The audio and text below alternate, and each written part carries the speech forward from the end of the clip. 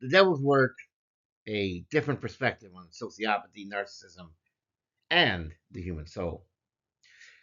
In the vast landscape of human experience, the question of whether a person can truly change, heal, or grow is a profound one.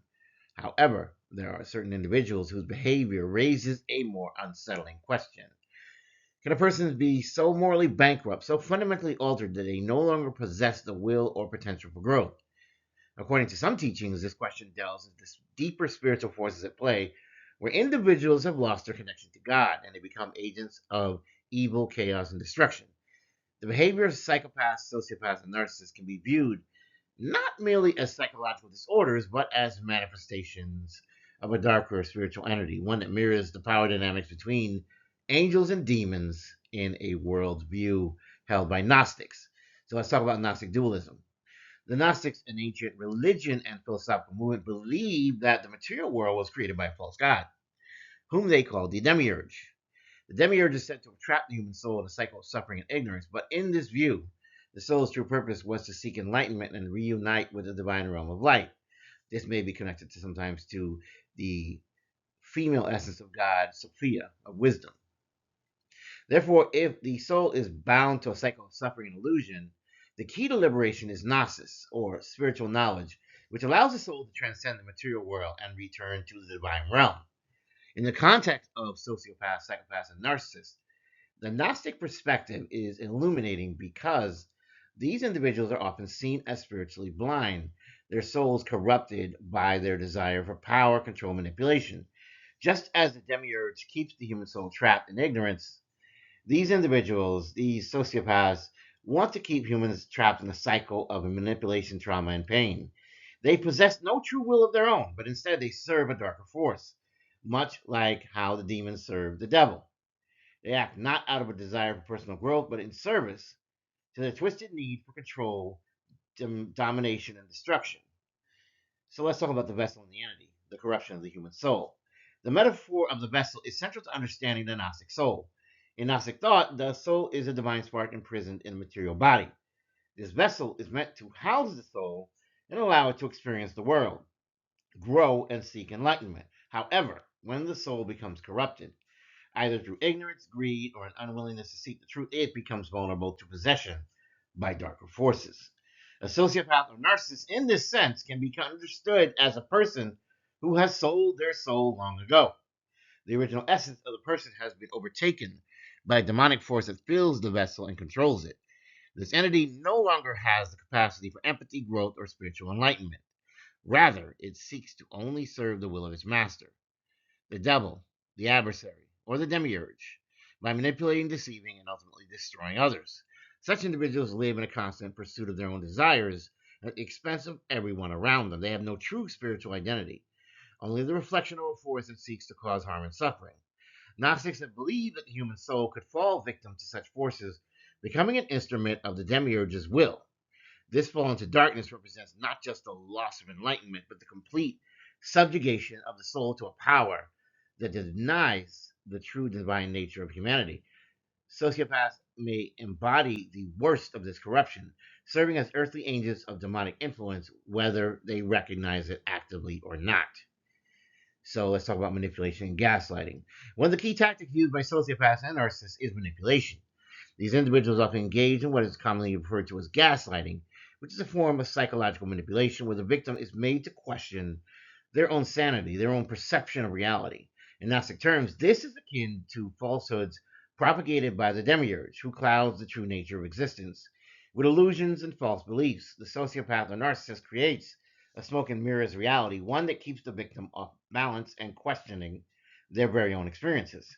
The narcissist, knowing that they are being observed, will often double down on their manipulative tactics once they realize their true behavior has been exposed. By shifting blame onto the victim, they create chaos and confusion, making it difficult for others to see their true nature. In this sense, they perform a demonic act. They twist the reality of those around them, trapping them in a world of doubt and fear. Like the devil himself, they seek to corrupt the spirit by questioning its own truth, creating a dissonance between what is real and what is imagined. For the Gnostic, this kind of manipulation is not just simply a psychological issue, for it is a spiritual one. The narcissist's manipulation and preoccupation with false realities are traps that are set by the Demiurge, keeping the soul distracted from its true purpose. The narcissist's behavior becomes a reflection of the demonic forces that seek to bind the soul, much like how the devil's lies are designed to keep human beings from achieving any sense of spiritual enlightenment. Therefore, when we look at the devil's work and the inability to change, the idea here is that sociopaths, psychopaths, and narcissists cannot change. And this is in line with Gnostic thought. The Gnostics believe that once the soul has fully succumbed to the forces of the Demiurge, it becomes almost impossible for it to return to the divine. The individual who has fully embraced the world of the false god cannot easily break free, for they have become completely bound by the material and the illusion. Similarly, individuals who exhibit the traits of sociopathy, psychopathy, and narcissism often seem impervious to change. Their personalities are so deeply entrenched in manipulation, control, and self interest that they cannot fathom a path to healing or growth. They're not simply flawed human beings, but are, in a sense, vessels filled with demonic forces that cannot see beyond their own desires. This unchanging nature is what makes a sociopath or narcissist a dangerous foe. They're not merely individuals who have made poor choices or who are suffering from a mental illness that is curable. They are, in fact, in a sense, the walking embodiment of the forces of darkness. They are agents of destruction who seek to bind others to their will, causing pain and suffering in the process. They're not interested in healing, nor can they fully embrace the transformative power of love or empathy. Their existence is bound to the will of the Demiurge, whose ultimate aim is to keep souls trapped in a cycle of suffering.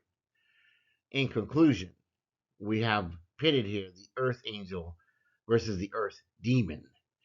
In contrast to the sociopath and narcissist, the Gnostic sees the earth angel as a being of light, someone whose soul is in alignment with the divine, incorrigible, seeking to spread love, healing, and truth. The earth angel is not born by forces of darkness, but rather seeks to break free from the material world and unite with the God source.